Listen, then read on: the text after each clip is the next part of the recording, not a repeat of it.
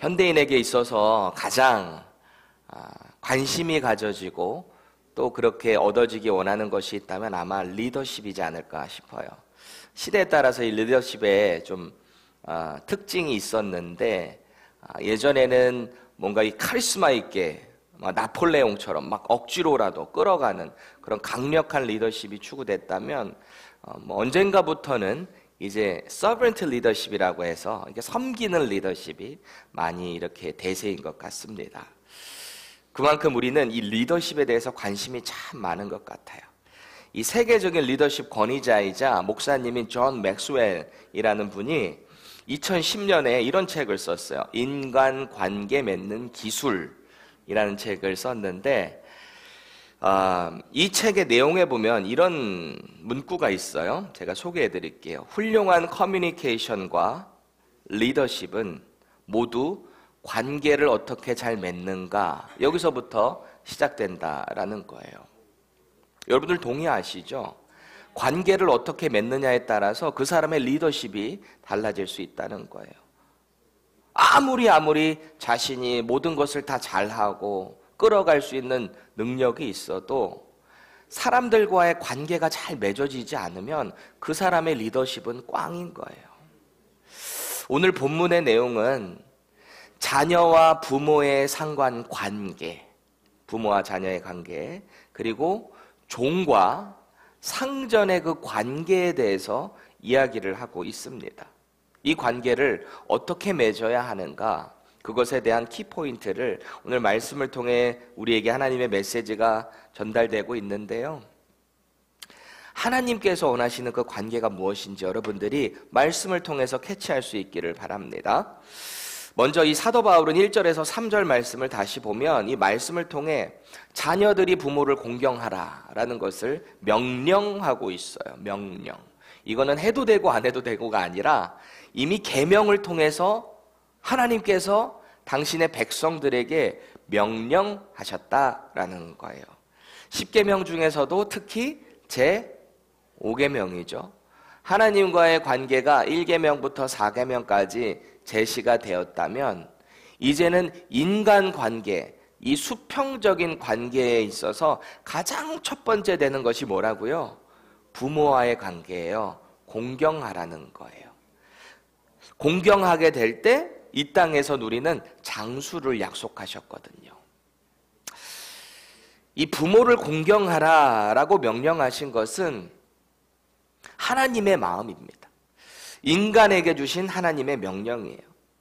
이 하나님의 명령은 특별히 부모를 공경하라라는 것은요, 인간 사회에서도 모두가 통용되고 있고 당연히 따라야 되는 것으로 여기고 있어요. 그렇다면 우리는 생각을 해볼 게 하나 있어요. 그럼 하나님께서 명령하신 부모를 공경하라라고 하는 이 컨셉이 세상 사람들이 생각하고 있는 맹목적인 부모에 대한 공경의 컨셉과 같은 것인가? 이걸 성경적으로 우리가 생각해 볼 필요가 있어요. 사도 바울은 1절 말씀에 보면 부모를 공경해야 되는데 전제 조건이 붙어 있어요. 뭐예요? 주 안에서. 이 말씀 다시 한번 읽어볼까요? 시작. 자녀들아, 주 안에서 너희 부모에게 순종하라. 이것이 옳으니라. 그래요. 예수 그리스도를 우리의 구원자요, 우리의 주인으로 모시고 살아가는 그리스도인들은 부모를 반드시 공경해야 되는데 맹목적으로 무조건 따르라는 게 아니라 주 안에서 따르라는 거예요.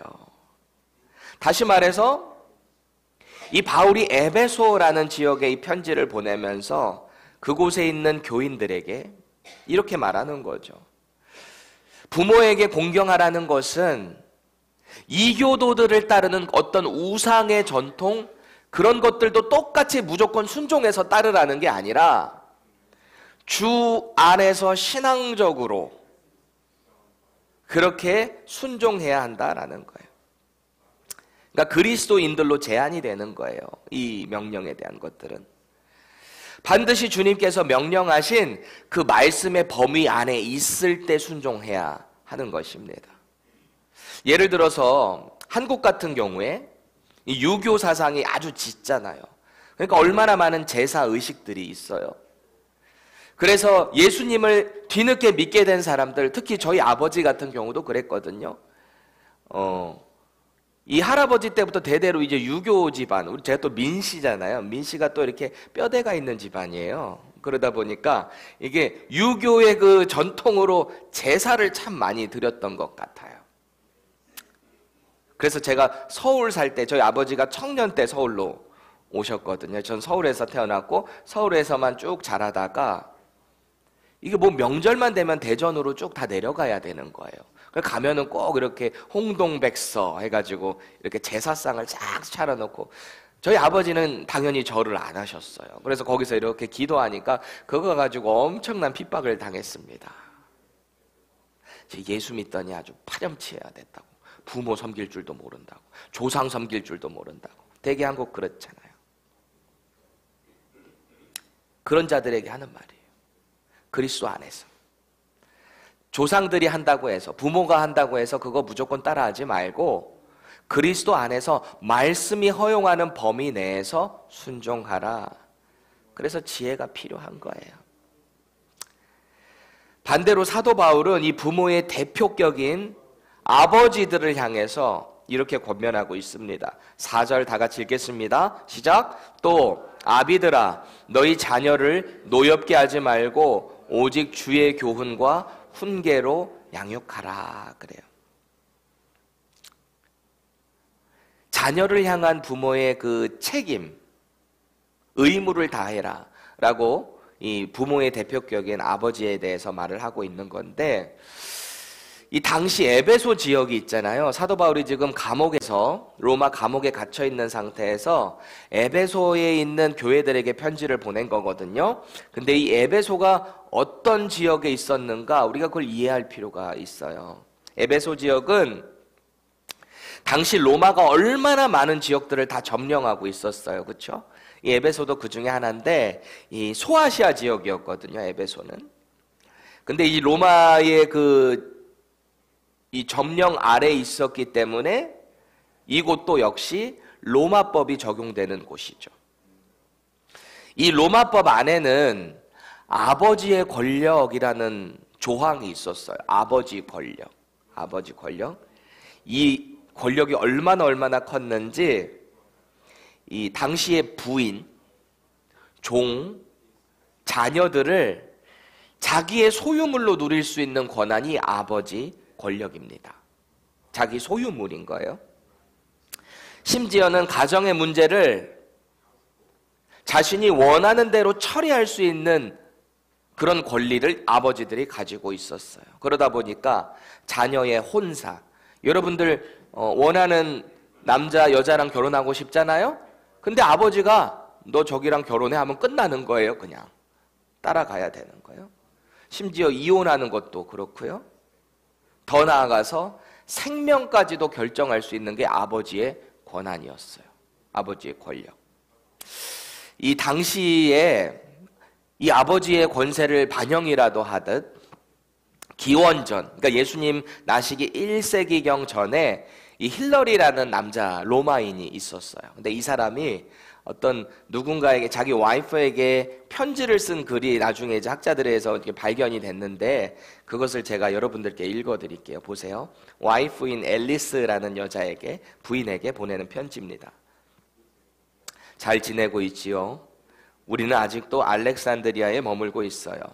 다른 사람들이 다 고향으로 돌아오더라도 염려하지는 말아요. 어린아이를 잘 돌봐주기를 바라며 부탁해요. 월급을 받는 대로 보내도록 할게요. 행운이 따라 또 아이를 낳게 될 경우 남자아이가 태어나면 살게 해주고 여자아이가 태어나면 없애버리세요. 이게 아버지의 권위였어요. 당시. 자신의 뜻대로 자식을 죽이기도 했던 아버지의 절대 권력. 그게 로마의 법이었어요. 그런데 이 시대 속에서 사도 바울이 지금 뭐라고 말하고 있는 거예요? 그 에베소 교회를 향해서 4절 다시 보세요. 아비들아, 너희 자녀를 노엽게 하지 말고 그래요. 자식을 죽일 수 있는 권한이 있는 그 아버지에게 자녀를 노엽게 하지 말라, 이런 충격적인 발언을 하고 있었던 거예요. 그럼에도 불구하고 부모는 자녀를 훈육함에 있어서 자신의 감정과 지혜가 아닌 오직 주의 교훈과 훈계로 가르치라는 거예요. 그런 권한이 있음에도 불구하고 그리스도인들은 세상과 똑같이 그렇게 하면 안 된다는 거죠. 그래서 디모데후서 3장 16절 보면 이렇게 말하고 있죠. 모든 성경은 하나님의 감동으로 된 것으로 교훈과 책망과 바르게 함과 의로 교육하기에 유익하다 그래요. 하나님의 자녀들을 말씀으로 대해야 한다라는 거예요. 자기의 감정으로, 자기의 어떤 선택으로 자녀의 생명을 좌지우지하지 말고 말씀에 의거해서 자녀들을 대하라라는 것입니다. 저와 여러분들이 현재가 되었던, 여러분들 미래에 다 자녀 낳을 거 아니에요. 어머니 아버지 다 똑같아요. 여러분들이 자녀를 훈육하게 될 때 말씀의 원리를 가지고 할 수 있기를 원합니다. 저도 사실 잘 안 될 때가 많아요. 저기 제 아내가 뒤에 있기 때문에 제가 좀 양심에 어떨 때는 이게 가책도 있어요. 솔직히 저도 말씀으로 잘하고 싶은데 연약한 인간인지라 어떨 때는 또 욱할 때도 있거든요. 저도 말씀을 준비하면서 회개했습니다. 나도 또 이렇게 해야지. 계속해서 이제 바울은 5절에서 9절 말씀에 종과 상전의 관계에 대해서 말을 하고 있어요. 종과 상전. 바울은 이미 건강한 남편과 아내, 앞서서 이야기를 5장 하반절에서 얘기했어요. 남편과 부인이 어떻게 관계를 맺어야 되는가. 그리고 이제 앞서 우리는 본문 이제 부모와 자녀의 관계를 봤죠. 그리고 또 그때 당시에 가장 많은 관계를 맺고 있는 것이 상전과 종의 관계였어요. 그 당시에 노예가 6천만 명에 달했다라고 합니다. 6천만 명. 로마가 지배하고 거기에 노예로 끌려와서 집에 이렇게 belong to 돼 있는 사람들, 노예들이 6천만 명 이상이었대요. 여러분, 노예 근성이라는 말 들어보셨죠? 노예 근성. 그게 뭐죠? 주인이 볼 때는 열심히 하는 척 하는데 주인만 안 보면 그냥 건성건성 하는 거. 빈둥빈둥 되는 거. 그게 노예 근성이에요. 스스로 뭔가를 하지를 못해요. 오늘 사도 바울은 이 에베소에 속한 모든 종들에게 이야기하고 있는 거예요. 당시 그리스도를 믿는 사람들은, 그리스도인이라고 하는 사람들 중에 어마어마한 노예 출신들이 있었거든요. 그렇죠? 우리가 그 유명한 빌레몬서도 뭐예요? 누구에게 보내는 편지예요? 빌레몬이라는 사람에게, 이 로마인에게 보내는, 로마 출신 이 그리스도인에게 보내는 편지인데, 오네시모라는 종이 이 빌레몬을 떠나서 도망왔잖아요. 어떤 불의한 일을 행했던지 도망왔어. 그런데 이 로마에서 이 사도 바울을 만나게 된 거잖아요. 그래서 복음을 듣고 변화됐어요. 그래서 바울의 신실한 일꾼이 되었다 보니까 바울이 딱 보니까 처리해야 될 일이 하나 있는 거죠. 그게 뭐예요? 불의를 가지고 도망왔던 자신의 그 상전을 찾아가서 원래대로 모든 것을 바꿔야 되는 것. 그것이 그리스도인에게 주어지는 거죠. 그리스도인은 상전이 됐든 종이 됐든 달라야 하는 거예요. 말씀에 의거해서 주님을 대하듯 그 일을 해야 되는 거죠. 그래서 6절 보세요. 눈가림만 하여 사람을 기쁘게 하는 자처럼 하지 말고 그래요. 누가 보든 안 보든 하나님의 뜻을 행해라 라는 거예요. 왜요? 그리스도의 종이기 때문에. 사람의 종이기 전에 그리스도의 종이기 때문에 하나님 앞에서 하는 것처럼 모든 일을 행하라 라는 것입니다. 성실하라는 거죠. 말씀을 묵상하면서 제 자신을 다시 한번 생각하게 됐어요. 나는 과연 어느 곳에 가든 그리스도의 종으로 행하고 있는가? 내가 이 펜사콜라 지역에 있던 다른 달라스를 가든 어디를 가든 애틀란타를 가든 어디를 가든 나는 그리스도의 종으로 그 아이덴티티를 가지고 나는 그렇게 살아가고 있는가? 저와 여러분들의 인생 가운데 하나님께서 보고 계신다라는 것을 정확하게 인식하고 있는다면 우리는 눈 가리고 아웅을 할 수가 없는 거예요. 누가 보던 안 보던 주님이 우리를 보고 계시기 때문에 그렇게 된다라는 거예요. 우리 행동이 바뀔 수밖에 없어요. 제가 예전에 한국에서 신대원 다닐 때 그때 기숙사에 살았거든요. 그래서 수요일에는 우리 기숙사 후배들 데리고 그 지역에 있는 교회 찬양팀으로 섬긴 적이 있었어요. 제가 또 드럼을 쳤었으니까 그 교회가 완전 대형 교회인데 수요 저녁 예배가 너무 이게 인원들이 없는 거예요. 그리고 거기 목사님, 전도사님이셨는데 혼자 이렇게 컨티넨탈 무슨 싱어즈라는 거기 출신인데 나름 영향력 있는 사람인데 수요 저녁 예배가 메인은 거기가 11시 예배인 거예요, 오전. 그리고 저녁 7시 예배가 텅텅 비어가지고 온라인 예배로 드리고 있는 걸 보고 나름 실망도 했지만 근데 저 전도사님을 향한 되게 긍휼한 마음이 들더라고요. 아, 저분 혼자 얼마나 힘들까, 혼자서 앞에서 그냥. 그래서 그냥 몇 번 참석하다가 마음에 자꾸 감동이 들길래 제가 그때 데리고 갔던 이 대학원 후배들이 좀 있었으니까 한 4-5명 데리고 갔었거든요. 여기가 다 찬양팀 하는 애들이 다 뭐 싱어, 건반 뭐 다 있었으니까, 기타도 있었으니까. 그러니까 제가 드럼 치면 되고. 그래서 그렇게 찬양팀을 섬기게 됐어요.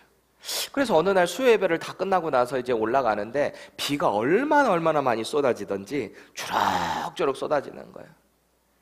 근데 제가 차를 가지고 올라가다가 이제 대학원에다가 파킹을 하고 그리고 제 기숙사로 가야 되는데 한참을 이렇게 올라가는데 어떤 할머니가 이렇게 등이 구부리셔가지고 그 비를 쫄딱 맞으면서 천천히 걷고 계신 거예요. 올라가고 계세요. 저는 이미 운전을 하면서 저는 쑥 지나가야 될 수밖에 없는 상황이었고 1차선이었고 그러니까. 근데 제 마음속에 저분을 태워드려야 되나? 어떻게 해야 되지? 막 이런 마음이 들어요. 근데 차를 세울 수가 없어요. 뒤에도 막 차들이 따라오니까. 어쩔 수 없이 쭉 올라갔어요. 그래서 차를 파킹하고 제 속으로는 이랬어요. 어떻게 태울 수가 없었잖아요. 상황이 어쩔 수 없었잖아요. 혼자 그렇게 나를 정당화시키면서 걷고 내려가고 있는데 제 마음에 계속 쿵쿵쿵쿵 거리는 마음이 너 우산 들고 있잖아. 빨리 들고 내려가. 막 이런 마음이 자꾸 드는 거예요. 그래서 제 속으로 그랬어요. 우산 들고 내려갔는데 이미 딴 데로 가셨으면 어떡해요. 속으로 그냥 하나님과 대화를 나름 하는 거예요. 나름 속으로. 내려갔는데 안 계실 수도 있잖아요. 그냥 그랬어요. 근데 이게 너무 심한 거예요. 그냥 그렇게 올라가면 잠을 못 잘 것 같은 느낌 정도로 너무 이게 강하더라고. 그래서 우산을 들고 내려갔더니 여전히 그렇게 올라가고 계시더라고요. 그래서 제가 우산을 씌워드리면서 어머니 집이 어디세요? 그래서 거기까지 이렇게 모셔다 드리고 예수님도 잠깐 전하고 그러고 기숙사로 올라가는 그 층계가 발걸음이 와 그게 얼마나 행복하고 기쁘던지요. 제 마음에 그냥 이런 마음이 들어서 하나님이 저를 보시면서 이렇게 아빠 미소를 짓고 있는 것 같은 느낌? 그런 마음이 들었어요. 주님이 주시는 그 감동을 가지고 주님을 섬기는 마음으로 제가 그렇게 했더니 제 마음에 넘치는 기쁨이 있더라라는 거예요. 오늘 7절 말씀 다 같이 한번 읽을게요. 기쁜 마음으로 섬기기를 주께 하듯 하고 사람들에게 하듯 하지 말라. 반대로 9절 말씀 보세요. 사도 바울은 종을 소유하고 있는 상전들에게 이제 또 이렇게 말합니다. 종들을 아끼고 사랑하며 그들을 위협하는 일을 하지 말래요. 네 소유물이라고 해서 막대하지 말라라는 거예요. 왜냐하면 그들의 진정한 주인 그리고 바로 너 상전의 주인이 여호와 하나님이시기 때문이다 라는 거죠. 그 하나님은 사람을 외모로 취하지 않는다는 거예요. 그 하나님을 자꾸 인식해야 한다라는 것입니다.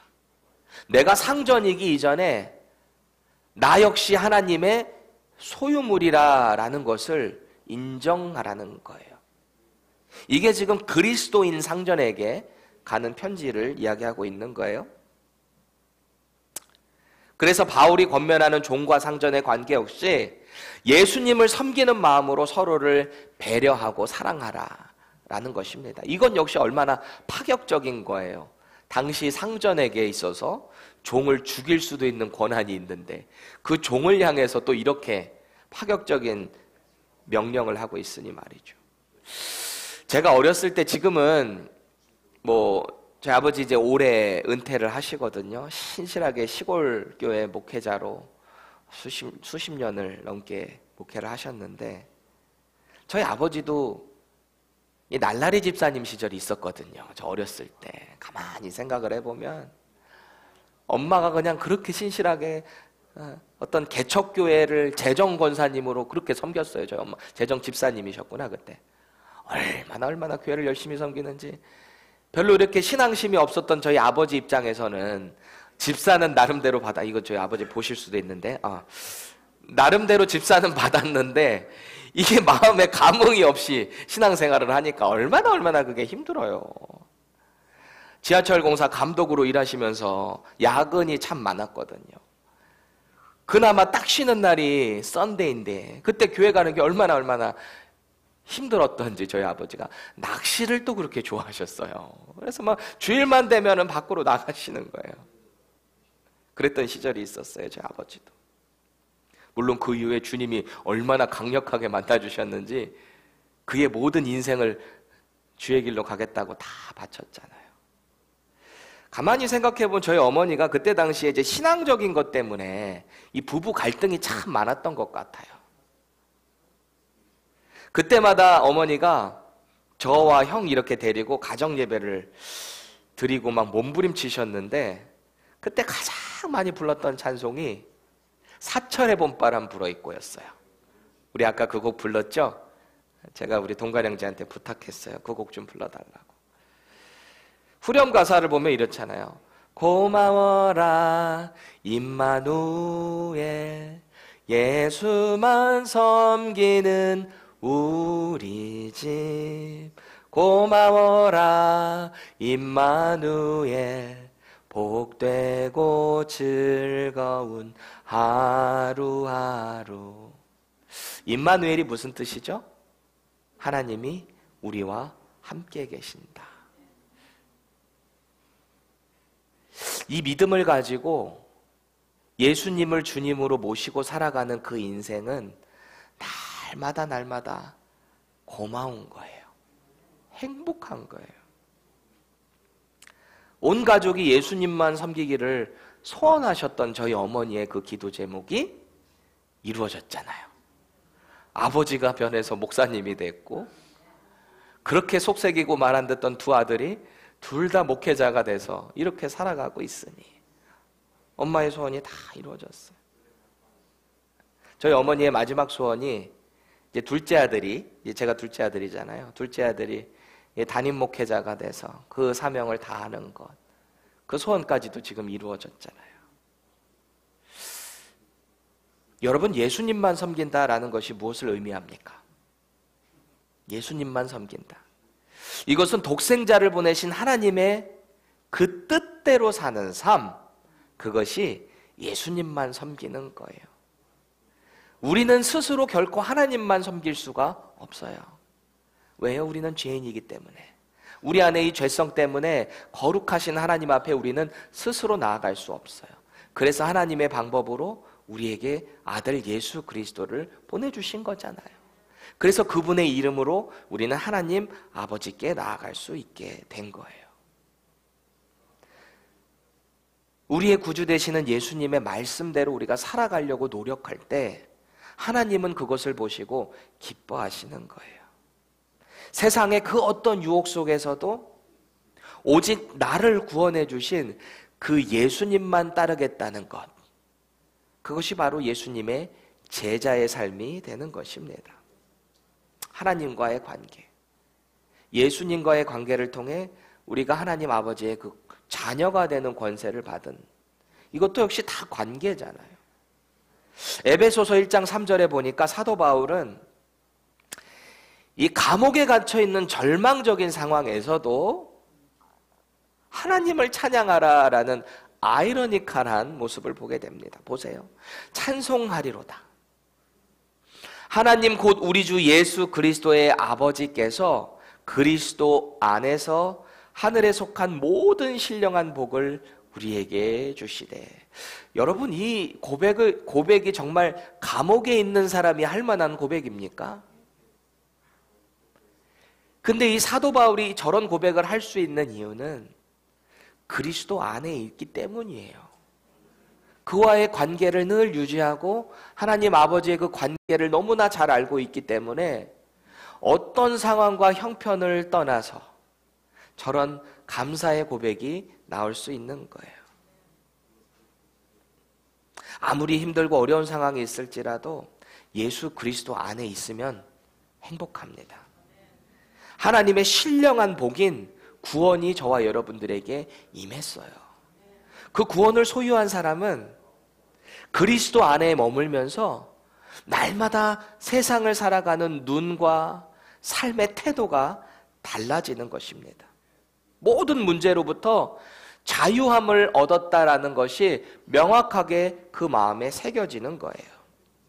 그러니까 삶의 태도가 달라져요. 부모와의 관계가 달라져요. 종과 상전의 관계가 달라져요. 비즈니스 하게 될 때 여러분들 인플로이어의 관계가 달라져요. 여러분들이 학교에서 공부를 하게 될 때 교수님과 여러분들의 관계가 달라져요. 여러분들 친구와의 관계가 달라져요. 부모와 자식과의 관계가 그리스도 안에 있게 되면 한 마음 한 뜻이 될 수 있게 된다라는 것입니다. 뭔가 자꾸 삐그덕삐그덕거리고 문제가 있나요?